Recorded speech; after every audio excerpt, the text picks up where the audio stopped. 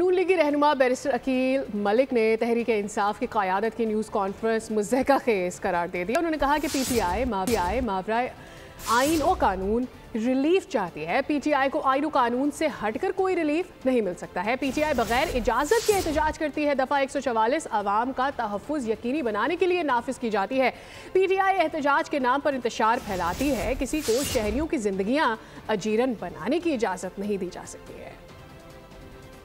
जो पीटीआई की क़यादत की प्रेस कॉन्फ्रेंस है वो इंतहाई मजे का खेज है। पीटीआई की ख्वाहिश है कि उनको किसी न किसी तरह रिलीफ मिले और मावराए आइन और कानून रिलीफ वो चाहते हैं। तो क्या आइन और कानून से बालातर हो कि आपको रिलीफ दिया जाए? ऐसा मुमकिन नहीं है। आप चाहते हैं कि बगैर इजाजत एहतजाज हो, ना आप कोई कायदा ना कोई कानून आप फॉलो करते हैं, लेकिन फिर भी आप कहते हैं कि दफा 140 नाफिज होता है, वो सिटीजन्स की प्रोटेक्शन के लिए लगाया जाता है। यहाँ पे कानून आप तोड़ते हैं, बगैर इजाजत आप इंतशार फैलाते हैं एहतजाज के नाम पे। पूरे मुल्क के शहरी हैं, उनकी जिंदगियां हम अजीरन कर दें, तो ऐसा मुमकिन नहीं हो सकता।